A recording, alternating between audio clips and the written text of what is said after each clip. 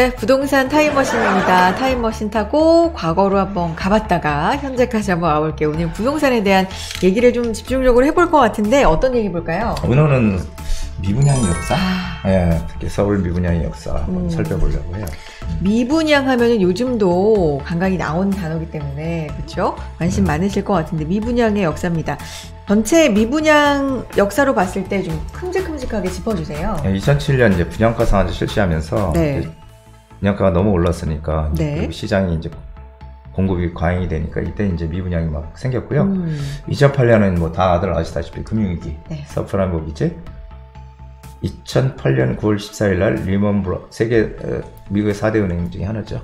리먼 브라더스가 파산하면서 이제 뭐 다들 아시다시피 정말 힘들었죠. 네. 금융위기가 이때 이제 미분양이 그때 약 16만 6천 가구가 미분양.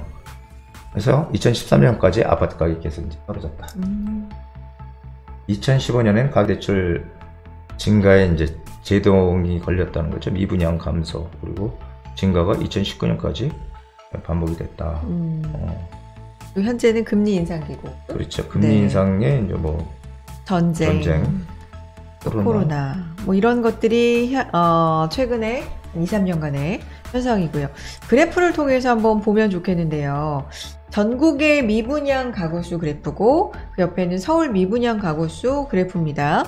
보니까 한 2006년 정도부터 해서 2021년 정도까지 2022년 정도까지 지금 나와 있어요. 쭉. 그러면 정말 그래프가 전국 미분양 가구수는 2009년도가 가장 많아요. 네. 2009년 2009년 16만 호가 넘었어요. 네. 2009년도. 네. 그런데 서울 쪽은 또 2013년, 2012년, 2013년쯤에 또 2013년.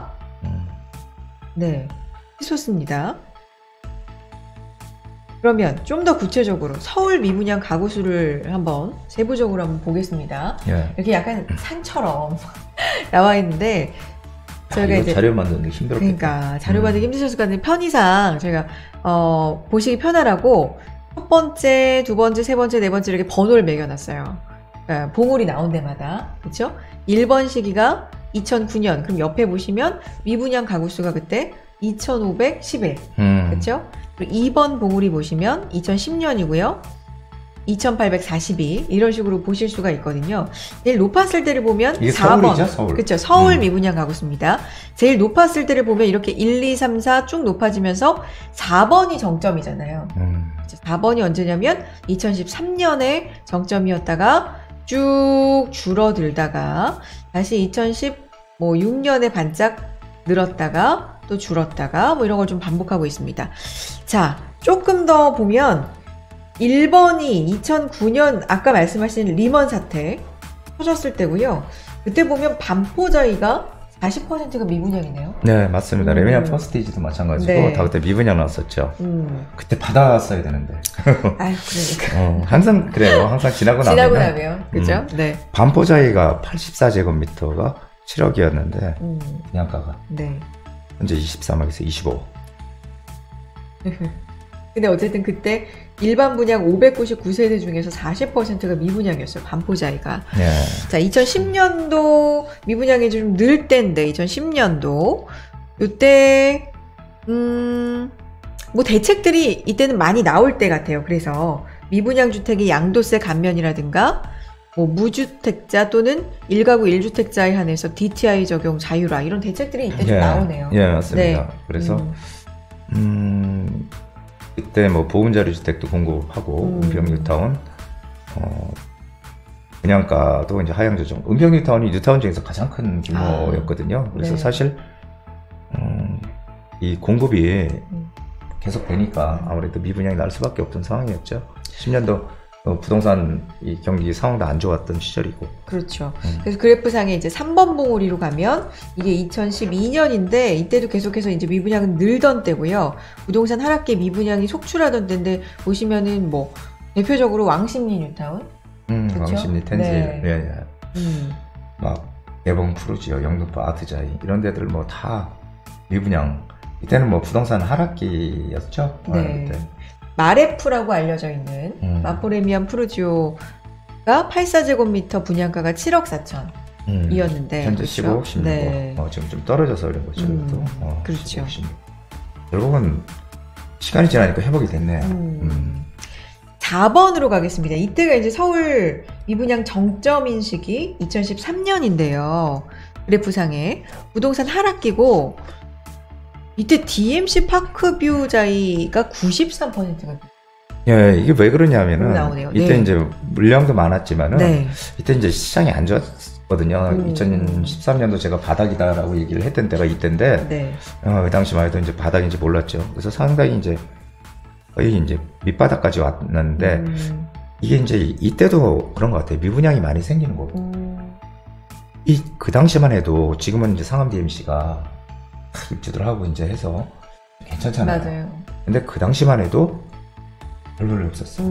완전히 애가게 공급 물량 엄청 늘어나고 또 시기도 별로 안 좋은데 그러다 보니까 미분양이 이게 해소되는 시간이 많이 걸렸어요. 네. 그래서 그래서 3년이 걸렸다고 하네요. 미분양 소진. 미분양 소진되는 지역들 1년 만에 최소한 1년 안에 다 회복이 됐거든요. 네. 그런데 회복이 늦었던 가장 큰 이유는 뭘까요? 물론 이제 경기 안 좋고 하니까 이제 그런 건데 입지야. 바로 입지가 이 당시만 해도 지금도 이제 DMC 좀 멀잖아요, 사실. 그렇지만 예전에는 뭐 그랬거든요. 그렇기 때문에 그런 데들은 좀 오래 걸렸던 것 같고 입지가 좋았던 데들은요 빨리 회복했다는 거예요. 그것도 상당히 좀 의미 있는 우리가 의미 있게 받아들여야 되는 그런 자료가 아닌가 생각됩니다. 하나의 시사점이네요. 그것도. 자, 그래서 이제 4번의 그 꼭지점, 제일 미분양 정점이던 시기를 지나서 5번, 그래프상의 5번이 언제냐면요. 2014년으로 가는데요. 이때 고덕 레미안 힐스도 여전히 83% 미분양. 근데 이때는 미분양 소진이 여기는 10개월 정도 걸렸다고 하네요. 네, 여기 이제 그래도 강동구잖아요. 강동구, 강남 3구에서 이제 사구로 들어가느냐 마느냐 지금 그러고 있는데, 그래서 입지가 좋은 데들은 그래도 빨리빨리. 그 시기가. 근데 대체로 보면 어쨌든 뭐 여기서 회복을 못한 지금까지 예로 든 것 중에서 회복을 못하거나 안 오른 데는 없는데. 그렇죠, 없죠. 그렇죠. 그런데 이제 그렇죠. 미분양 소진 시기를 보면 입지와 굉장히 좀 밀접한 관련이 있는 것 같다라는 시사점을 지금. 참고로 그 잠실에 그 중앙아파트들 개발해가지고 지금 다 들어왔잖아요. 잠실도 한 2만 세대 가까이 들어오니까 거기에 미분양이 났었어요. 역전세가 생기고 역전세. 근데 그것도 역전세도 한 1년 만에 회복하더라고요. 그러니까 입지 좋은 데들은 다 회복해요. 입지가 답이다. 입지가 깡패다. 그러니까요. 6번 봉우리가 언제냐면요. 6번이 2016년입니다. 2016년이니까 그래도 미분양이 좀 많이 이제 확 그래프상으로도 좀 줄었다가 조금 올라올 때인데 이때 이게 나오는군요. 성수트리마제. 너무 유명한 곳이죠. 그러니까요. 이게 이제 사실 지역주택조합이었거든요. 네. 그래서 입지는 좋은데 지역주택조합으로 진행을 하다 보니까 진행이 잘 안 됐어요. 그래서 다 망하고 조합원들도 이놈을 노리고 나가고 두산에서 인수해서 명품 아파트를 만든 거죠. 그러니까 이거는 일반 분양이죠. 다 일반 분양한 거죠. 그래서 이런 시기가 있었네요. 그러니까요. 네. 트리마제. 현재 24에서 25. 그것도 지금 떨어져서 그런 겁니다. 네. 그래서 2019년으로 가보겠습니다. 2019년 뭐 미분양 물량이 지금 나온 것 중에서 역대 제일 적은 207. 그래도 조금 나와 있는. 네. 이때는 강동구 원룸 미분양 이런 얘기가 나오네요. 8번이군요. 그리고 9번으로 넘어가 볼게요. 이제 2022년으로 가보면 냉각된 부동산 시장, 그러니까 작년 얘기잖아요. 작년 연말, 그렇죠?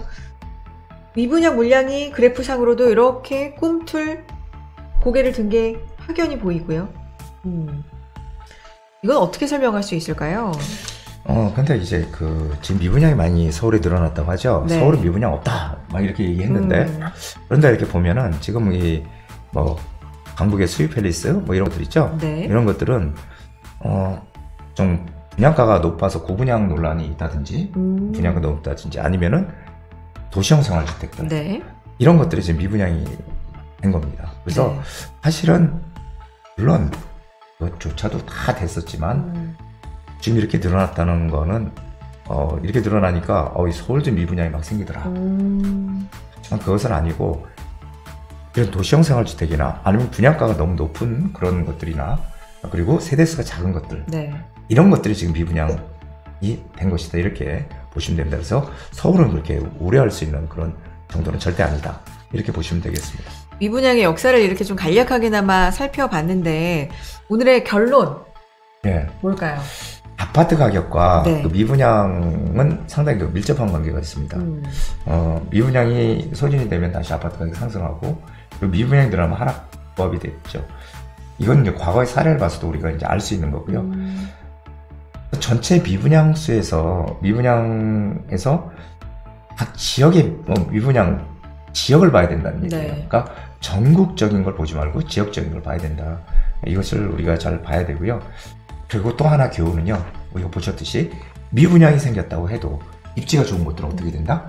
빨리 소진되고 회복되더라. 네.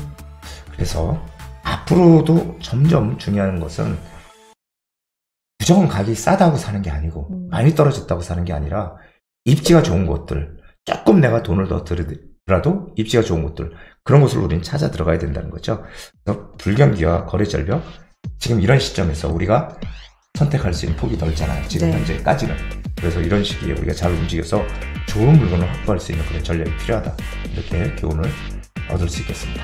부동산 타임머신 오늘은 미분양, 특히나 서울의 미분양의 흐름에 대해서 한번 살펴봤고요. 어떤 시사점을 얻을 수 있는지 함께 얘기 나눠봤습니다.